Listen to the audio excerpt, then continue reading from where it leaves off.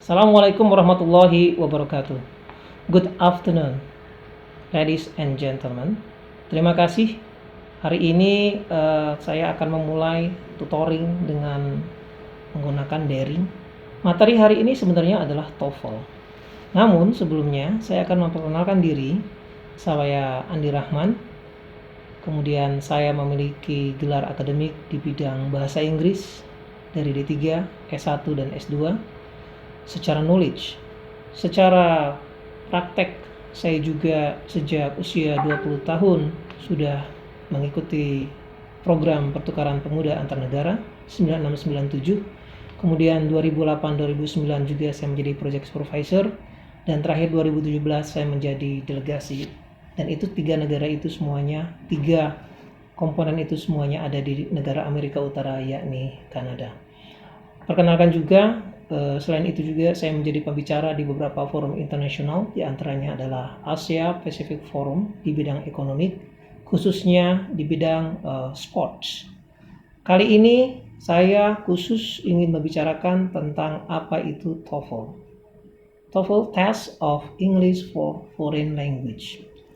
Perkenalan untuk 5 menit pertama, saya pikir sudah selesai. Yang kedua, kita melihat bahwa dunia saat ini memang sudah tidak bisa dihindari lagi dengan yang namanya disruption. Selanjutnya, dunia saat ini juga tidak bisa kita jauhkan dari yang namanya inovasi, dan dunia saat ini tidak bisa kita jauhkan dari globalisasi. Sebagaimana kita tahu, apapun yang kita lakukan saat ini maka sangat berpengaruh dengan apa isu atau megatrend yang ada di dunia internasional.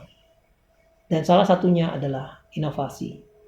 Pembelajaran kita dalam tutoring ini lebih kepada bagaimana mengembangkan kemampuan TOEFL dalam media sosmed atau media sosial dengan bentuk video yang mungkin nanti akan bisa dikembangkan lagi ke dalam YouTube ataupun rekaman-rekaman lainnya. Ladies and gentlemen, Bapak Ibu yang saya hormati, TOEFL ini sudah menjadi hal yang penting bagi mahasiswa dan bagi para pekerja. Bagi mahasiswa misalnya, untuk lulus minimal dia harus memiliki kemampuan TOEFL dengan skor 450. 450 itu adalah skor standar.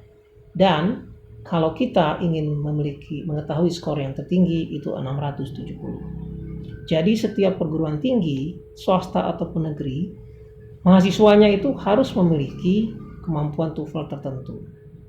Saya tahu bahwa Bapak Ibu sekalian memiliki kesibukan, sehingga semoga dengan media ini bisa menjadi lebih mudah, bisa direview, bisa diulang, dan jika ada pertanyaan nanti bisa dikirim ke tanya jawab, dan nanti kita manajemen akan menjawab seperti apa pertanyaan yang Ibu sampaikan.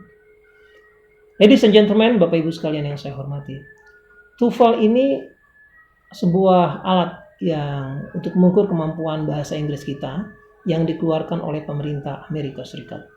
Jadi kalau dulu dan saat ini, kalau kita ingin melanjutkan kuliah S2 ataupun S3 ataupun beberapa kuliah di bidang S1, maka TOEFL adalah sebuah kewajiban.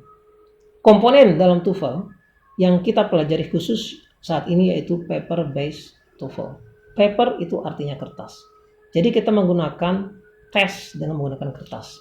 Dan ini sifatnya masih paper based dan TOEFL prediction saja. Ada 3 jenis TOEFL. Yang pertama adalah paper based, kemudian dia institutional dan international TOEFL.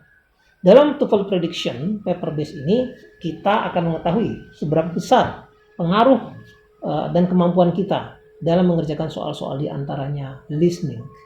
Soal listening itu bisa dilakukan dengan 50 pertanyaan.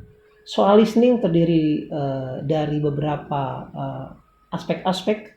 Di awal dia lebih mudah, kedua dia lebih sulit, dan ketiga dia lebih sulit lagi.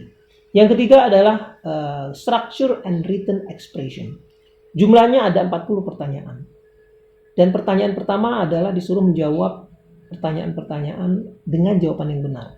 Dan pertanyaan kedua disuruh memilih pertanyaan yang salah. Yang ketiga adalah reading and comprehension. Ada 55 pertanyaan. Di sini siswa atau kita harus menjawab satu soal 1 menit. Kalau kita tertinggal, maka kita akan kewalahan. Jadi targetnya kalau kita sudah tidak mampu lagi untuk menjawab soal nomor 2, kita langsung tinggalkan saja, skip langsung ke nomor 3. Kalau sudah ada waktu, kita kembali lagi untuk menyelesaikannya. Dan yang keempat adalah tes writing. Dalam tes writing ini adalah sebuah tes tambahan untuk mengukur kemampuan menulisnya. Kemampuan menulis itu pada dasarnya bisa dilakukan dengan essay.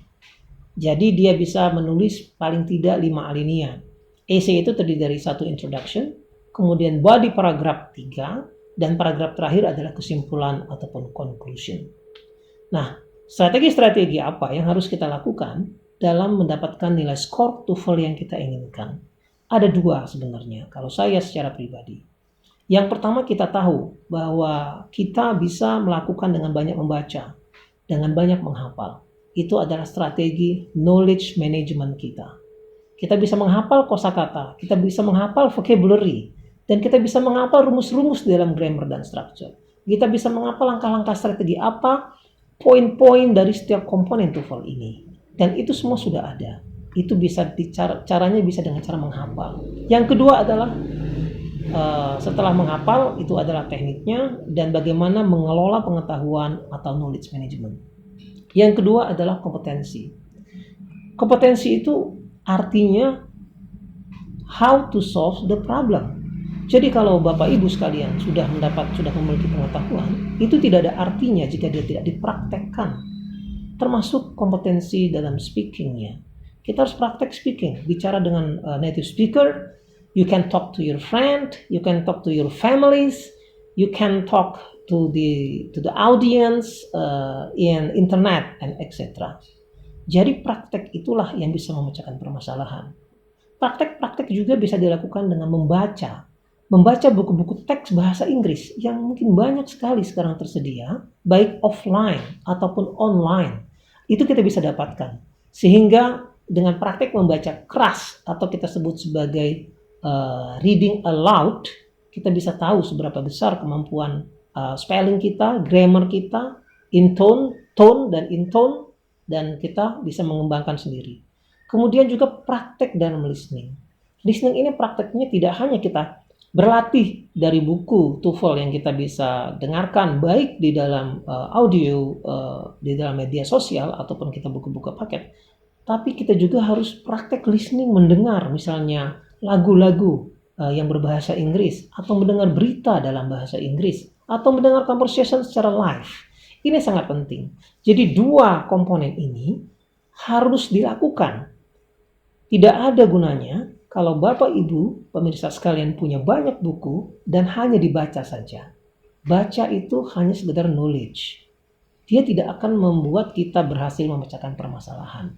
Dan harus memiliki kompetensi bagaimana kita bisa memecahkan permasalahan di bidang listeningnya, di bidang structure and written expression, di bidang reading and comprehension, dan di bidang writingnya. Itu yang bisa saya simpulkan untuk sesi pertama di dalam TOEFL ini. Terima kasih. Semoga tips-tips ini bisa memberikan inspirasi dan selamat mencoba. Saran saya bisa beberapa kali praktek di depan kaca, direkam, praktek dengan teman-teman, kemudian direkam, ataupun praktek sendiri bicara, direkam. Setelah itu dikonsultasikan kepada instruktur atau gurunya. Terima kasih, selamat mencoba. Good afternoon. Billahi taufiq wal hidayah. Assalamualaikum warahmatullahi wabarakatuh.